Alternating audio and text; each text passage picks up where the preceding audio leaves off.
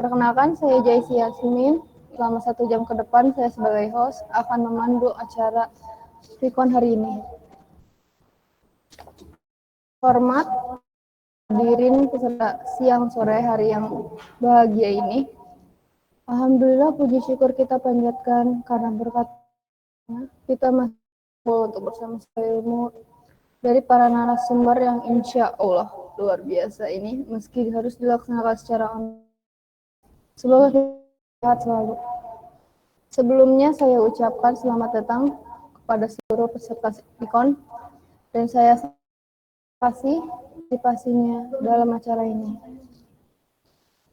Acara ini merupakan acara ke-6 serangkaian dari serangkaian yang diselenggarakan oleh SMA PGRI 1 Subang.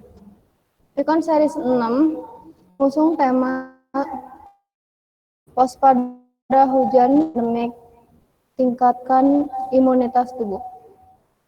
Sebagai pembawa acara, perkenankan saya untuk membaca susunan acara.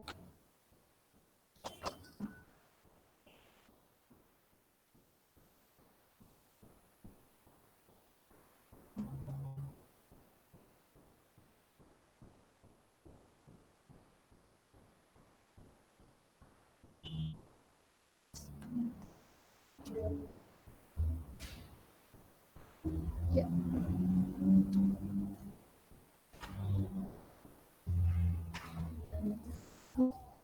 Untuk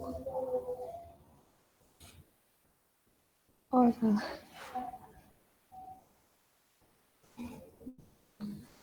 Acara pertama memperkenalkan profil materi, yang kedua pemateri,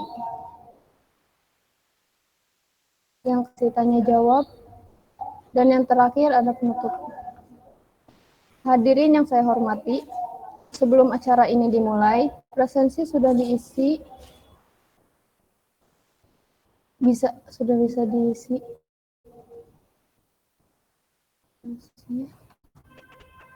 Ya.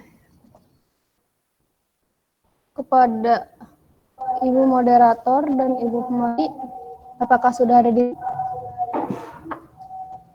Siap, sudah ada.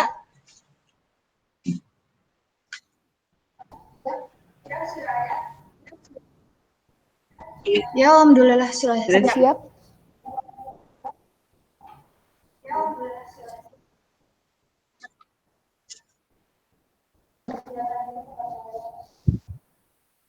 Oke, baik. Terima kasih kepada host yang telah akan saya. Assalamualaikum warahmatullahi wabarakatuh. Waalaikumsalam warahmatullahi wabarakatuh. Perkenalkan, saya Luciana sebagai host. Hadirin yang kami hormati, sebagaimana telah diumumkan pada siang ini, pada hari Sabtu, tanggal November 2020, kita akan bersama-sama melaksanakan kegiatan diskusi yang mengangkat tema pada hujan di tengah pandemi dan imunitas tubuh. Sebelum kita mulai, izinkan saya menyampaikan sedikit pengantar. Ini merupakan untuk berdiskusi, baik untuk guru, siswa, maupun umum. Insya Allah, forum ini bermanfaat untuk mendapatkan informasi akan lebih dipahami jika ada diskusi yang efektif sehingga seluruh hadirin diskusi dengan sebaik-baiknya. Sehingga kalian akan menyimak apa materi yang disampaikan pemateri. Nah, akan dimulai, ada tata tertib yang harus dipatuhi. Oke, sebentar saya akan meng-share screen tata tertib Vicon ini. Sebentar ya, teman-teman.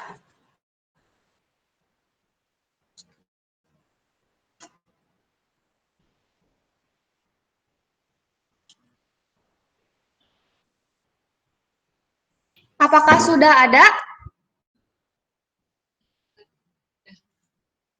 Sudah ada sama moderator. Tata tertib video conference. Sama, peserta dimohon menonaktifkan mikrofon selama langsung. Kedua, selama pemateri menyampaikan materi, dimohon untuk tidak gaduh.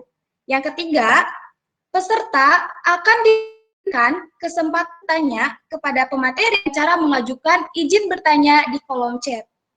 Selanjutnya, penanya akan dipanggil dan dipersilahkan bertanya sesuai dengan urutan kolom chat.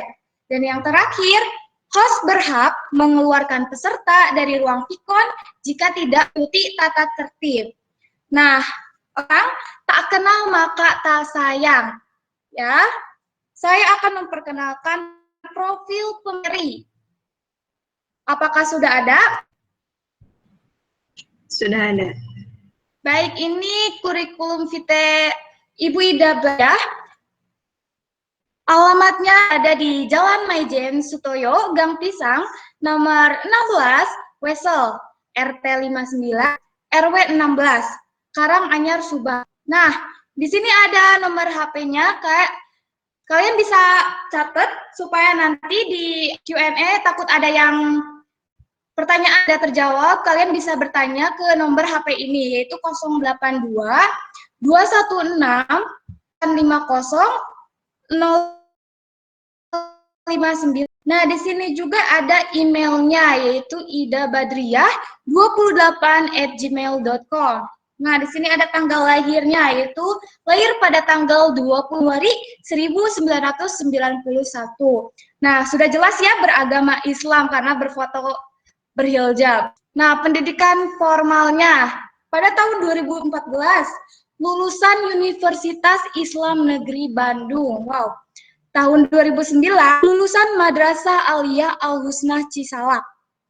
Pada tahun 2006 lulusan MTS Pejuang 45 Tanjung Siang. Dan pada 2004 lulusan Madrasah Ibtidaiyah At-Taqwa. Nah, di sini ada pendidikan non formalnya, yaitu Ponpes Nurul Iman Cisalak. Oh, pondok pesantren. Pada tahun berapa ini, Ibu Moderator? Alhamdulillah itu pada tahun 2006 sampai 2000. Oh, oke. Selanjutnya, Ibu Ida Badriah ini memiliki tugas yang diamanahkan sekarang, yaitu sebagai pengajar pelajaran matematika, pengajar mata pelajaran fisika, serta pengajar madrasah diniyah. Wah, ini itu Ibu ngajar di sekolah mana aja ya, Bu? Hebat. Ini adalah ngajarnya di sekolah SMA Bagiri 1 Subang sama madrasah diniyahnya yaitu di Nurul Kolbi. Oh, wow, hebat ya, Bu. 3 pelajaran sekaligus itu. Alhamdulillah. Oke. Selanjutnya, kami persilahkan kepada pembicara pertama, yaitu Ibu Ida, untuk menyampaikan materinya. Saya persilahkan. Sekian, terima kasih. Oke, terima kasih kepada moderator yang sudah memberikan waktu saya untuk memaparkan materi-materinya. Sekarang yaitu yang dijelaskan sekarang yaitu mengenai ya.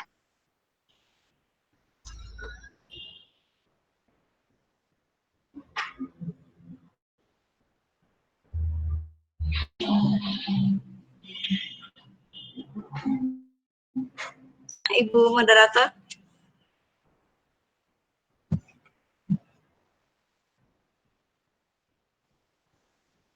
Iya, siap. Sudah ada, Bu. Terima kasih. Oke, kali ini kita mengenai waspada musim hujan di tengah pandemi, tingkatkan imunitas dengan cara alami. Indonesia hanya memiliki 2 musim saja, beda halnya dengan negara-negara yang lain. Yang pertama adalah musim kemarau, dan yang kedua adalah musim, apa itu musim hujan? Oke. Aduh, maaf sebentar. Musim hujan ya. Nah, terus tapi akan dijelaskan dulu apa itu musim kemarau, apa itu musim hujan. Musim kemarau, berlangsungnya musim kemarau di Indonesia bersamaan dengan bertiupnya angin, musim timur dan terjadi antara bulan sampai bulan September. Namun pada bulan Maret dan September ada kemungkinan hujan tetap turun karena gerakan angin yang tidak menentu. Kemarau di Indonesia kebanyakan berlangsung antara bulan April sampai bulan September. Dan ini adalah penjelasan dari musim hujan. Musim hujan di Indonesia terjadi karena bertiupnya angin musim barat dan terjadi antara bulan September dan bulan Maret. Musim hujan di Indonesia langsung antara bulan Oktober sampai bulan Februari. Di beberapa wilayah sering sekali terjadinya hujan sehingga menyebabkan banjir. Nah, ini tadi kan sudah dijelaskan mengenai musim kemarau dan musim hujan. Apa itu musim hujan? Apa itu hujannya dulu? Oke. Hujan adalah peristiwa alam yang sudah tidak asing lagi. Kita sering menjumpai di setiap hari malahan. Sendiri merupakan air yang turun dari langit. Hujan berupa titik-titik air bisa sampai ke bumi karena awan yang terisi penuh oleh embun. Nah, hujan itu sudah dijelaskan dalam Al-Quran. Salah satunya adalah surat An-Nahl ayat 10. Bismillahirrahmanirrahim. Walladzi anzala minas sama'i ma'a lakum minhu syarabu wa minhu syajarun fihi min. Artinya, dialah yang telah menurunkan air hujan dan kamu sebahagiannya menjadi minuman dan sebahagiannya tumbuhan yang pada tempat tumbuhnya. Kamu Dengan ayat tersebut tidak ada keraguan pada Muslim untuk mengakui hujan adalah ciptaan Allah Subhanahu wa Ta'ala. Adalah bukti kekuasaannya menciptakan dan memelihara semua makhluk. Saat itu, air hujan merupakan air yang sangat bersih. Dan polusi. Meski seiring dengan perkembangan zaman dan polusi di langit, air hujan tetaplah air yang suci dan air yang semangat yang lainnya. Allah Subhanahu wa Ta'ala menegaskan betapa ajaibnya air hujan dalam surat An-Anfal ayat 11. Allah Subhanahu wa Ta'ala dan artinya, ingatlah ketika Dia menjadikan kamu mengantuk sebagai ketentraman dan darinya. Dan Allah menurunkan hujan dari langit betapa kepada kalian untuk mensucikan kalian dengan hujan itu dan menghilangkan gangguan-gangguan syaitan dari kalian. Juga untukkan hati kalian dan memperteguh telapak kaki kalian. Itu adalah hujan sebenarnya sudah ada dalam Al-Quran. Itu ya, adalah proses terjadinya hujan. Yang proses terjadinya hujan. Hujan merupakan gejala alam yang siklus atau perputaran air di bumi. Saat hujan turun, hujan sebenarnya melewati beberapa tahapan agar tersebut berjalan secara maksimal dan hujan akan turun dalam kurun waktu yang tepat. Hujan memiliki beberapa tahapan agar menjadi hujan yang sempurna melalui tahapan-tahapan yang dilaluinya. Yang pertama adalah penguapan air akibat terkena cahaya matahari. Hujan berasal dari tetesan air yang terdapat di awan. Tetesan air tersebut berasal dari embun yang menguap. Proses terkait dari cahaya matahari yang mengenai permukaan air di laut, danau, dan sungai. Matahari merupakan dari alam yang selalu menyinari bumi setiap hari. Sinar matahari ini menimbulkan efek panas. Panasnya sinar matahari menyebabkan air tersebut menguap. Selain air dari sungai, danau, dan lautan yang menguap, penguapan tersebut juga bisa berasal tumbuh-tumbuhan seperti hewan, manusia, serta benda-benda lain yang mengandung air. Ini ya, ada yang disebut dengan kalau ini gambarnya evaporation, itu yang dari tadi saya jelaskan sungai, danau, danau dan lautan. Kalau transpirasi itu tumbuhan, manusia, itu salah satunya. Okay? Lanjut lagi. Proses ini dengan evaporation, penguapan, atau yang disebut dengan transpiration. Ya, pada tahapan ini uap air akan menjadi embun.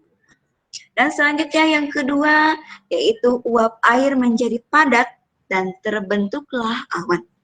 Indonesia merupakan memiliki suhu udara yang tinggi. Hal ini menyebabkan panas matahari membuat uap air mengalami atau pemadatan dan menjadi embun. Embun tersebut berasal dari titik-titik air, suhu udara yang semakin tinggi, menyebabkan titik-titik embun semakin banyak berkumpul dan memadat sehingga terbentuklah awan. Pada tahapan ini, tetes-tetes air memiliki jari-jari 5-20 nanometer. Dengan ukuran ini, tetesan air akan jatuh dengan kecepatan 0,01 sampai 5 cm per detik. Sementara itu, kecepatan aliran udara di atas juga lebih tinggi sehingga menyebabkan tetes air tidak jatuh ke bumi. Itu yang kedua. Selanjutnya adalah yang ketiga. Terbangnya awan besar dengan bantuan angin. Di langit terdapat perbedaan tekanan udara sehingga terjadi pergerakan udara atau yang dikenal dengan angin. Angin dari udara menyebabkan hembusan yang menggerakkan awan-awan kecil tempat yang lainnya. Awan yang berisi butiran-butiran air tersebut bertiup angin menuju ke memiliki suhu lebih rendah.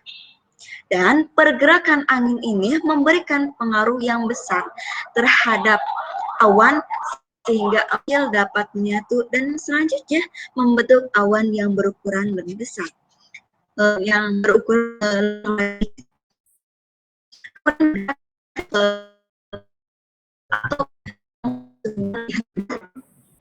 Awan-awan ini merupakan kemudian berkumpul menjadi awan besar sehingga warnanya menjadi kelabu. Awan berkelabu yang dikenal dengan mendung ini berwarna sedemikian karena membawa banyak partikel atau banyak butiran awan yang terkumpul. Itu yang ketiga ya. Yang selanjutnya adalah bentuknya hujan. Hujan setelah awan semakin berwarna kelabu, titik-titik air semakin berat sehingga terbendung lagi. Hasil-hasilnya butiran-butiran air akan tetap jatuh ke bumi sebagai hujan. Itulah beberapa tahapan proses terjadinya hujan. Jadi, nah ini ya gambarnya. Jadi bisa disimpulkan yang pertama adalah panas matahari menyebabkan air di permukaan bumi menguap. Awan terbentuk dari uapan air, itu bisa berasal dari yang tadi sudah dijelaskan, atau tumbuh-tumbuhan, atau dari kita sendiri. Dan hembusan angin menyebabkan awan kecil berkumpul semakin besar, hujan turun karena partikel air di awan semakin besar. Oke ya. Selanjutnya kita akan membahas ini karena ini sekarang prosesnya lagi masa pandemi ya. Jadi hujan maka otomatis harus kita tingkatkan imun kita secara alami. Ya. Jadi bagaimana meningkatkan imun secara alami? Yang pertama ada Jangan dulu yang pertama, sebentar dulu. Jadi karena banyak hujan otomatis salah satunya imun menurun. Nah, maka kita harus bisa meningkatkan imun kita supaya kekebalan tubuh kita menjadi sehingga tidak terpapar oleh virus corona ya. Oke, yang pertama yaitu cukup tidur atau tidur cukup ya. Cukup tidur dan kekebalan tubuh memiliki keterkaitan yang erat. Faktanya, kualitas tidur yang tidak memadai ataupun buruk ataupun kurang tidurnya itu berkaitan dengan kerentanan yang lebih tinggi terhadap penyakit. Istirahat yang cukup dapat membuat kekebalan alami Anda. Setelah Anda dapat tidur lebih banyak saat sakit untuk memungkinkan sistem kekebalan tubuh melawan penyakit dengan baik. Dan ini adalah ada aturannya untuk dewasa, untuk anak kecil, maupun atau remaja ya tadi maksudnya untuk anak itu maksudnya termasuk ke dalam remaja dan ada untuk orang dewasa membutuhkan 7 jam atau lebih tidur setengah. Apakah Anda merasakan orang dewasa merasakan tidurnya lebih dari 7 jam atau kalau kurang mungkin nanti makanan ya. Oke, yang sementara remaja adalah 8 sampai 10 jam. Itu adalah untuk tidur yang cukup. Yang sampai tidur kita itu terganggu karena masa-masa remaja sekali ini kebanyakan adalah salah satunya memegang HP. Ya, jadi bermain game lainnya. Itu jangan sampai seperti itu. Ya, jadi tidur cukup itu adalah untuk remaja 8 sampai 10 jam. Dan yang lebih muda ataupun bayi ya, bayi aja ya, itu hingga sampai 14 jam. Berarti tidur siangnya, kalau ketika malamnya berapa tidur siangnya, oke, harus ditambahkan. Jika Anda sulit tidur, cobalah membatasi waktu layar 1 jam sebelum tidur. Karena salah satunya adalah kita alasannya susah untuk tidur bisa dikarenakan karena cahaya biru yang keluarkan dari ponsel. Ya, apalagi misalkan kita mau tidur, kita megang HP dulu nih.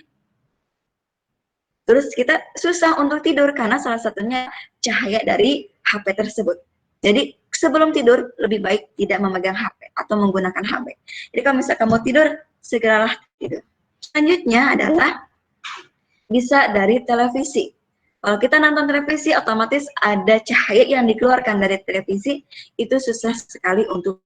Tapi kan kita cepat tidurnya mungkin salah satunya ketika nonton TV, ibu atau bapak atau ananda yang bergabung di sini, itu salah satunya bisa karena kecapean atau faktor dari makanan, bisa jadi makanan misalkan terlalu banyak makan atau sehingga perut kita kenyang, itu bisa sebenarnya tidak mempengaruhi cahaya dari televisi ataupun yang disebut dengan komputer sama untuk dapat mengganggu ritme dan atau siklus bangun tidur alami tubuh Anda.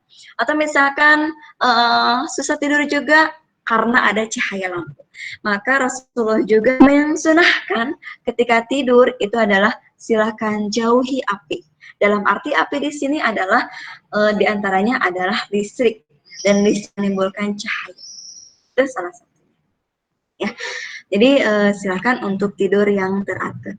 Kiat tidur lainnya termasuk tidur di ruangan yang benar-benar gelap atau menggunakan masker tidur, itu bisa saja salah satunya itu ya. Tidur pada waktu yang sama setiap malam dan berolahraga secara teratur untuk meningkatkan imunitas kita. Oke, itu yang ke-1. Dan yang kedua, itu bagaimana cara untuk meningkatkan imun secara alami. Yang kedua adalah mengkonsumsi banyak makanan nabati. Makanan nabati utuh seperti buah-buahan, sayur-sayuran, kacang-kacangan, biji-bijian, dan kacang-kacangannya yang kaya akan nutrisi dan antioksida yang dapat memberi Anda keunggulan terhadap patogen yang berbahaya. Antioksida dalam memakan ini membantu mengurangi peradangan dengan memerangi senyawa tidak stabil yang disebut dengan radikal yang dapat menyebabkan peradangan ketika mereka menumpuk di tubuh kita ya atau di tubuh Anda pada tinggi. Inflamasi kronis dikaitkan dengan berbagai kondisi kesehatan termasuk penyakit jantung, Alzheimer dan kanker. Serat dalam makanan nabati ini memberi makan mikrobioma usus Anda atau komunitas bakteri sehat di usus Anda. Itu yang kedua. Dan yang ketiga yang harus Anda lakukan ketika untuk meningkatkan imun supaya kekebalan tubuh kita semuanya itu adalah bertambah. Yang ketiga adalah makan lebih banyak lemak sehatnya. Jangan yang lemak jahat. Lemak sehat seperti yang ditemukan dalam minyak zaitun dan salmon dapat meningkatkan respon kekebalan tubuh Anda terhadap patogen dengan mengurangi inflamasi. Meskipun inflamasi tingkat rendah ada respon normal terhadap stres atau cedera, inflamasi kronis dapat menekankan sistem kekebalan tubuh Anda. Minyak zaitun yang sangat anti inflamasi dikaitkan dengan penurunan resiko penyakit kronis seperti penyakit jantung ataupun diabetes. Yang keempat, makan lebih banyak makanan fermentasi atau minuman suplemen prebiotik. Probiotik. Makanan fermentasi kaya akan bakteri menguntungkan yang disebut dengan probiotik yang mengisi saluran pencernaan Anda, termasuk yogurt, asinan kubis, kimchi, atau yang lainnya. Dan yang kelima adalah batasi penambahan gula. Penelitian yang sekarang banyak berkembang ya, menunjukkan bahwa tambahan gula dan karbohidrat olahan dapat berkontribusi secara tidak proporsional terhadap kelebihan berat badan Anda dan bisa nyampai obesitas. Obesitas juga dapat meningkatkan resiko Anda. Mengurangi asupan gula dapat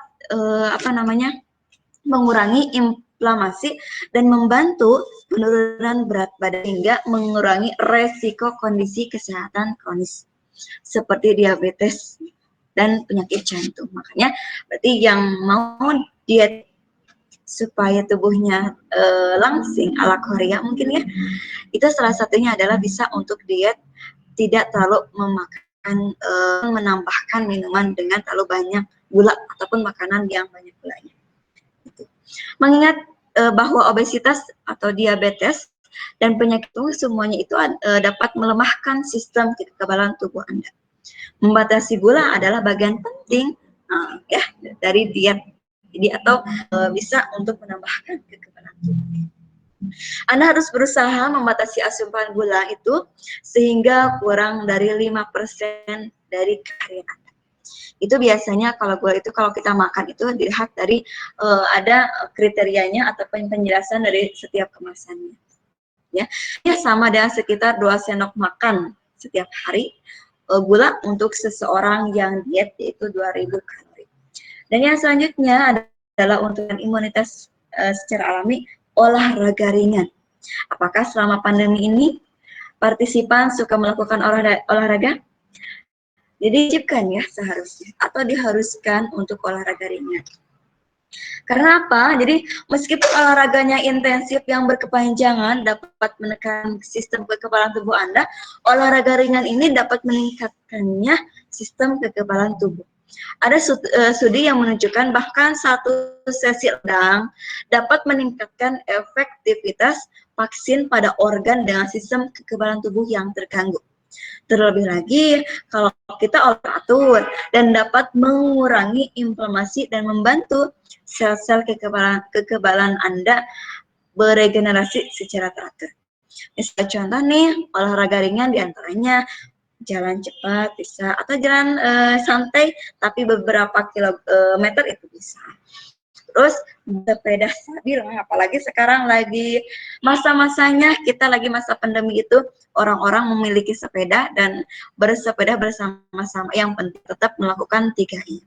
Selanjutnya adalah jogging, berenang, dan hiking ringan. Sebenarnya ini adalah olahraga yang sangat ringan, bisa dilakukan di rumah. Tapi kalau misalkan pandemi seperti ini, ketika kalian untuk ke rumah, coba untuk melakukan 3M tersebut. Kebanyakan orang harus melakukan 150 menit olahraga per minggu. Apakah Anda sudah melakukan setiap minggunya? Oke, kita selanjutnya adalah tetap terhidrasi. Hidrasi tidak selalu melindungi Anda dari virus, tetapi mencegah dehidrasi penting bagi kesehatan secara keseluruhan. Dehidrasi dapat menyebabkan sakit kepala, ya, dan menghambat kinerja fisik Anda, suasana hati, pencernaan, dan fungsi jantung dan ginjal. banyak sekali ya. Komplikasi ini dapat meningkatkan kerentanan Anda terhadap penyakit. Untuk mencegah dehidrasi ini, Anda harus meminum cukup cairan setiap hari untuk membuat air seni Anda pucat. Air rekomendasikan karena bebas dari kalori, zat tambahan maupun gula. Sementara teh dan jus juga melembabkan, yang adalah membatasi asupan jus buah dan teh manis karena kandungan gula yang tinggi. Sebagian pedoman umum Anda harus minum ketika Anda dan berhenti ketika Anda tidak lagi haus. Jadi jangan sampai ketika Anda tidak haus terus minum, bisa jadi sedikit kamar mandi ya. Anda mungkin membutuhkan lebih banyak cairan jika Anda berolahraga dengan intensif, bekerja di luar ataupun hidup di iklim yang panas. Orang Indonesia mulai kehilangan keinginan untuk minum karena tubuh mereka tidak memberi sinyal rasa haus yang dan mereka perlu minum secara teratur walaupun mereka merasa tidak kehausan. Jadi kalau misalkan kita merasa tidak kehausan tetapi kita merasa oh iya kita itu baru sedikit habis makan baru minum setengah gelas misalkan, mangga meskipun tidak kehausan silakan untuk minum karena minum itu adalah keharusan untuk itu. Dan yang selanjutnya adalah stres. Oke, mohon maaf ya, udah lelah sekali ini. Kelola stres. Menghilangkan stres dan kecemasan adalah kunci kesehatan kekebalan. Stres jangka panjang meningkatkan inflamasi serta ketidakseimbangan dalam fungsi sel imun. Stres psikologis yang berkepanjangan dapat menekan respon imun pada anak-anak. Aktivitas yang dapat membantu Anda termasuk meditasi, olahraga, yoga, dan yang lainnya. Anda juga dapat memperoleh manfaat dengan menemui konselor ataupun yang lainnya, baik secara langsung maupun secara tidak langsung. Dan selanjutnya ini adalah yang terakhir untuk meningkatkan imun kita secara alami, yaitu konsumsi suplemen dengan bijak. Sangat mudah untuk beralih ke suplemen jika Anda mendengar klaim tentang kemampuan mereka untuk mengobati atau mencegah COVID-19 ini. Namun, pernyataan ini tidak berdasarkan atau tidak benar. Beberapa peneliti menunjukkan bahwa suplemen dapat memperkuat respon imun umum tubuh Anda seperti vitamin C, vitamin D, dan yang lainnya. Sementara suplemen ini menunjukkan potensi dalam situasi yang disebutkan yang di atas ya. Itu tidak berarti mereka efektif terhadap COVID-19. Oke. Selanjutnya, terima kasih Jaka Ngasiron. Terima kasih kepada moderator yang sudah memberikan waktunya untuk saya memaparkan materi ini. Dan saya moderator. Ya, alhamdulillah. Terima kasih kepada Ibu Ida Badria yang telah memaparkan materinya yang begitu sangat menarik mengenai hujan ya. Oke, sekarang kini tiba saatnya kita masuk pada sesi tanya tuh Q&A ya. Ketentuannya, peserta yang ingin bertanya dengan menyebutkan identitasnya terlebih dahulu di kolom chat. Yang kedua, pertanyaan diajukan secara singkat, padat, dan langsung saja kita mulai diskusi ini ya. Saya persilahkan kepada para hadirin untuk bertanya. Yuk, yang mau bertanya, Kak.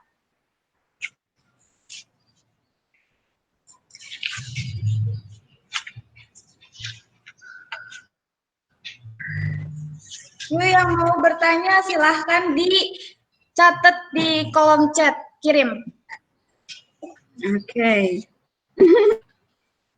Semangat sekali ya Ibu moderator. Iya, pastinya Bu. Ibu kenapa mengambil tentang hujan ini? Jadi sebenarnya untuk acara petisi ini awalnya tidak apa sih judul yang harus saya gunakan ketika pikon kali ini. Dan waktu itu saya berdiri di depan rumah dan datanglah hujan.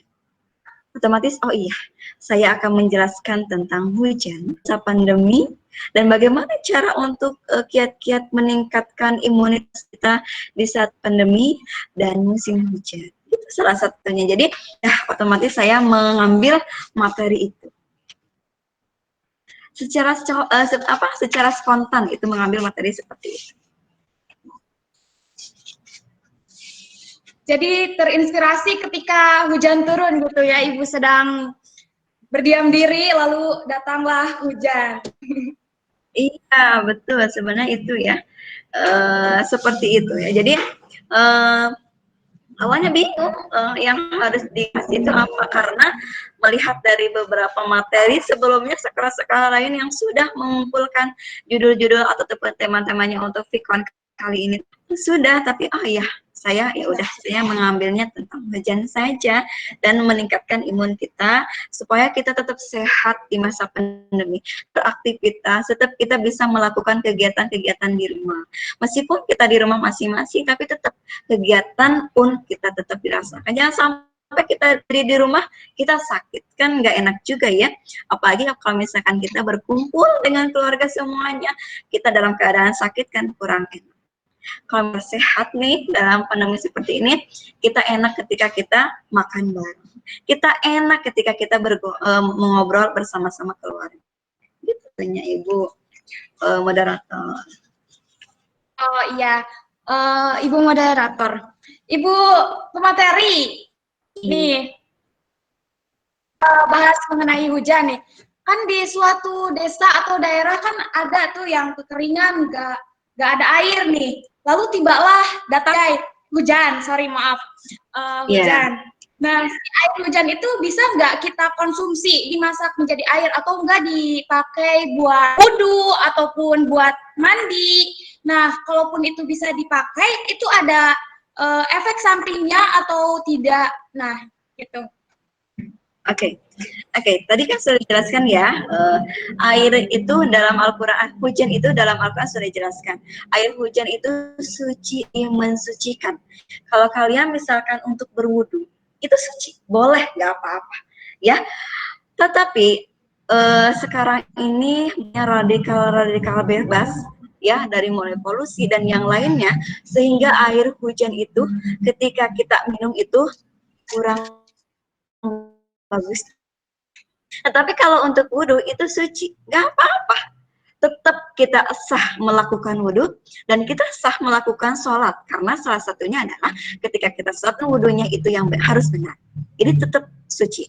Nah, untuk misalkan boleh tidak atau ada kandung apa untuk diminum, atau salah satunya bisa diolah dulu. Cara pengolah air hujan untuk kehidupan sehari-hari, yaitu yang pertama adalah yang disebut RU. Ini adalah sistem untuk memudahkan kita mengolah hujan melalui berbagai tahapan. Tahapan yang pertama misalkan ya, dimulai dengan penampungan di dalam tandon air. Dan setelah air akan dialirkan lewat pipa saringan khusus dan disimpan di dalam bak, air tersebut tersimpan di dalam bak, jadi bisa dimanfaatkan ya jadi dalam musim kemarau. Jadi di satu yang adalah simpan dulu di dalam air yang besar gitu.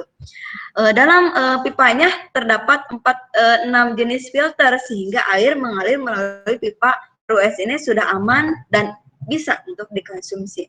Untuk pemasangan sistem ini mungkin harus memerlukan bangunan profesional, karena proses dan kalkulasinya juga cukup rumit sebenarnya gitu.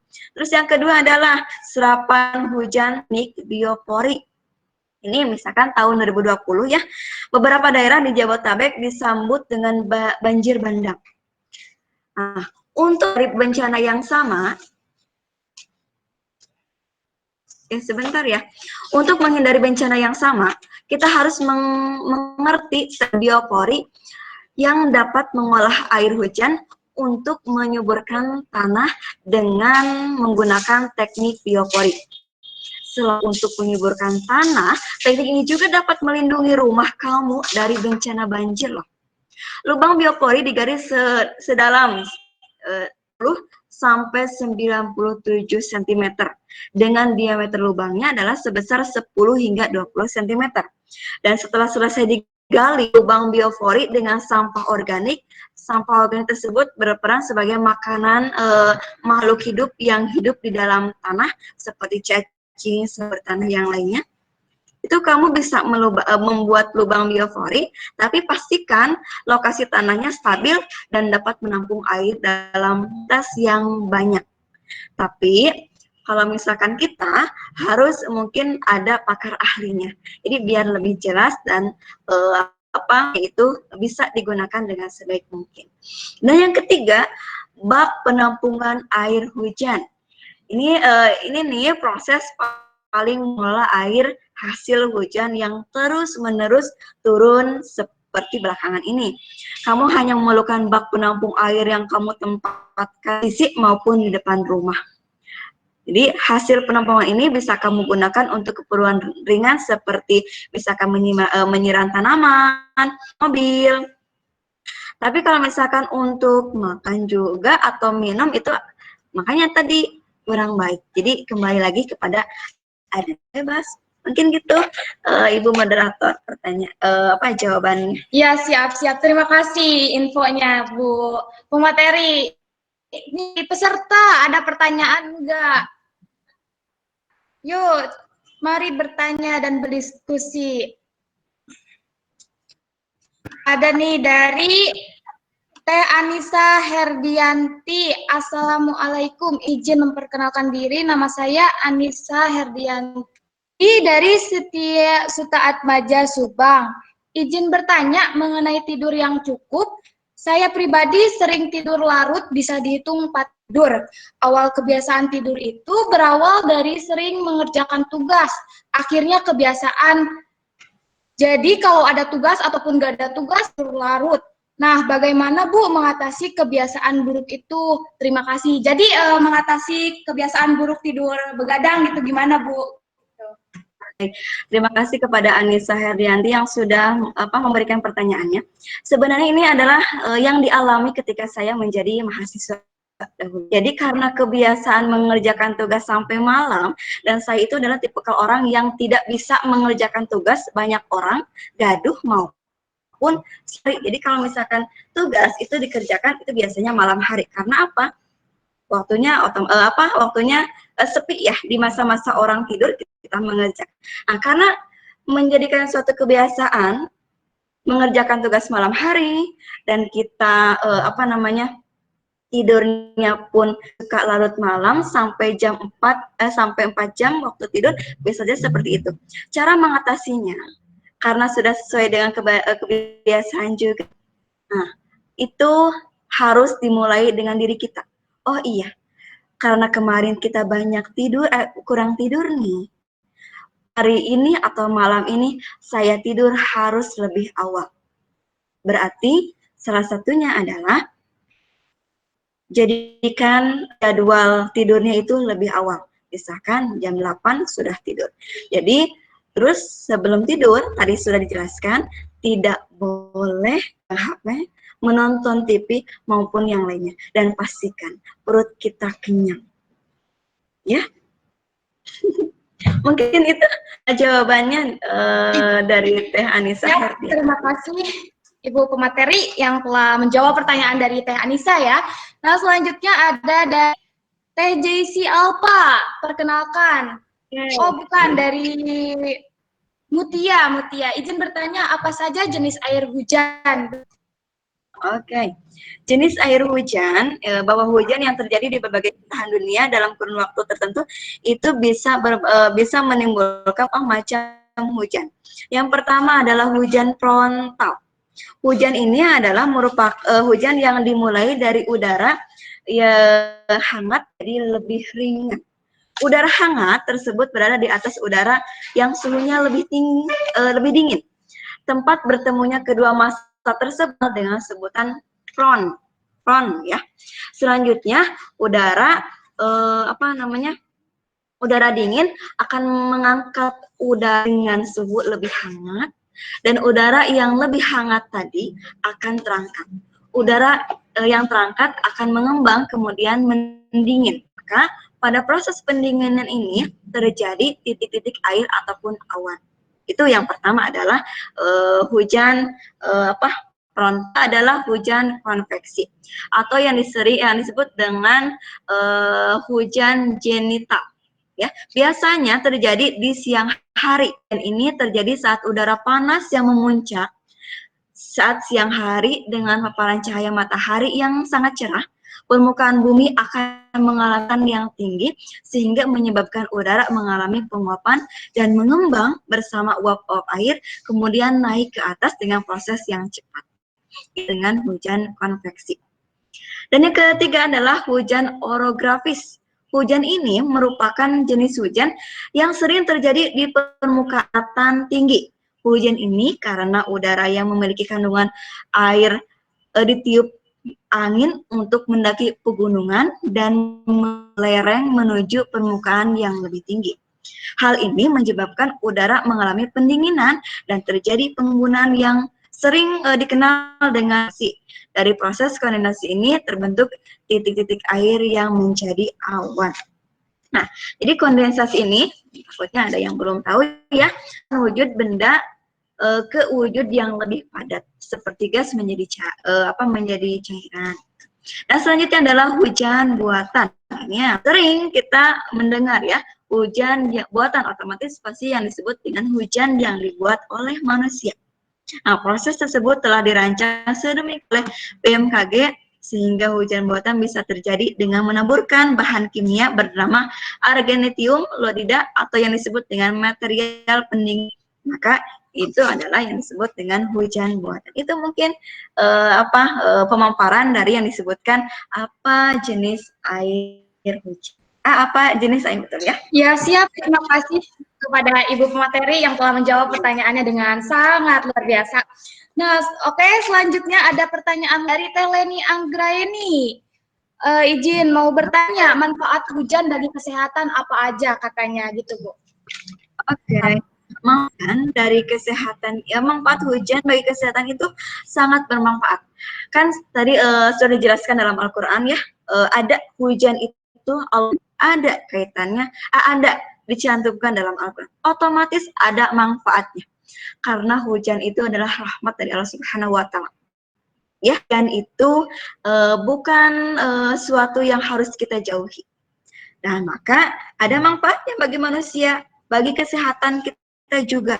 Satu, kalau misalkan bagi kesehatan kita memiliki pH alkalin tinggi. Jadi kandungan pH alkalin yang tinggi bisa kamu manfaatkan untuk berbagai macam fungsi kesehatan dan kebersihan. Di antaranya adalah untuk masalah pengganti sampo rambut bisa jadi gitu ya. Jadi alkalin pada air hujan memiliki pH basah tingkat dengan air suling yang sudah tersaring sehingga dapat membantu masalah pencernaan seperti asam lambung dan mah. Senyawa tersebut dapat menetralkan pH tubuh kita itu membunuh racun pada darah. Selain kain, pada hujan juga dapat membersihkan kepala dari ketombe dan memperkuat akar rambut. Ini salah satunya itu. Jadi sok kalau kata orang tua mah mangga hujanan, bukan berarti kita main-main hujan, ternyata air hujan pun bisa. Apalagi kita misalkan nih banyak ketombean, rontok itu mangga lah hujanan. Nah, penting mah hujannya tidak jangan terlalu lama gitu aja. Selanjutnya yang kedua adalah membersihkan kulit. Hujan yang sudah turun selama 20 menit utama dapat kamu gunakan untuk mandi. Makanya hujan ini sangat-sangat bermanfaat ya, apalagi bagi anak kecil ataupun kita yang waktu dulu sering hujan. Jadi kalau misalkan datangnya hujan itu sangat bahagia. Kita bisa main air, salah satunya itu mencari kebahagiaan dari air hujan. Tapi banyak manfaatnya ya. Jadi yang tadi adalah memiliki pH alkalin tinggi, dan yang kedua adalah membersihkan kulit. Ada lagi yang ketiga adalah pencegah kanker. Ada yang tahu ataupun baru tahu ya? Ini jadi air hujan itu bisa mencegah kanker. Saat ini apa? Nah, pH basanya dapat mencegah dan menghambat proliferasi sel-sel kanker karena mampu menetralkan pH darah layaknya sida. Pengobatan ini sudah marak digunakan di India waktu itu ya. Jadi orang lain mah sudah bisa sudah mengaplikasikan air hujan itu bisa menyembuhkan, mencegah, bukan menyembuhkan, tapi mencegah kanker. Di mana para pasien dianjurkan meminum air hujan pada saat bulan pertama musim hujan, pH kalinya yang sedang tinggi dan bermanfaat bagi kesehatan tubuh. Itu ya. Dan yang kedua adalah mungkin itu salah satunya adalah manfaat hujan dari yang dari yang sudah dijelaskan. Yang pertama tadi ya diulangi lagi memiliki pH tinggi. Yang kedua adalah bisa membersihkan kulit, dan yang ketiga adalah mencegah kanker. Mungkin itu Ibu moderator. Siap, terima kasih kepada Ibu pemateri yang telah menjawab pertanyaannya. Mungkin 4 menit lagi ya, apakah ada mau yang bertanya lagi? 4 menit lagi nih, ada yang mau bertanya lagi nggak? Subhanallah sekali ya, waktu terasa cepatnya ya. Pemaparan materi yang sangat begitu panjang. Subhanallah, alhamdulillah. Sebenarnya ini ada para Nisa, subhanallah, Neng, cantik. Ketemu lagi ya. Assalamualaikum Ibu. Salam. Reunian lagi ya ini ya. Ya mungkin dari partisipan Ya, Bu. ada mau yang bertanya lagi atau tidak? 3 menit lagi nih guys, kawan-kawan. Jadi walaupun di masa pandemi ini dalam wabah hujan kita bisa meningkatkan imun secara alami ya Bu, dengan yang tadi Ibu sebutin tadi contohnya yang tidur cukup, mengkonsumsi banyak makanan nabati dan lain sebagainya yang telah Ibu tadi sampaikan. Gitu. Iya. Mungkin karena sudah mau di penghujung acara, udah mau jam 11.30, para hadirin sekalian, tanpa terasa pertemuan kita pada siang ini telah sampai pada 11.30 maupun kurang lah ya 20 menit lagi sudah selesai pada waktunya. Nah, tidak bijak bila kita masih terus melanjutkan pertemuan kita pada hari ini. Demikian acara Pikon kali ini yang membahas waspada hujan di tengah pandemi, tingkatkan imunitas tubuh. Kami mengucapkan terima kasih kepada para pemateri, host maupun para partisipan yang telah bergabung dalam kegiatan Pikon kali ini. Akhir kata, saya selaku moderator undur diri. Semoga kita dapat bertemu kembali dalam Pikon lain. Terima kasih. Wabillahil taufiq wal hidayah. Wassalamualaikum warahmatullahi wabarakatuh. Saya kembalikan kepada host. Waalaikumsalam warahmatullahi wabarakatuh. Terima kasih. Baik, sekian untuk Pikon season 6 ini. Semoga dapat menambah pengetahuan para peserta sekalian. Terima kasih. Untuk untuk para peserta boleh log out. Untuk presensi silakan diisi juga sebelum keluar. Terima kasih. Wabillahi taufiq wal hidayah. Wassalamualaikum warahmatullahi wabarakatuh.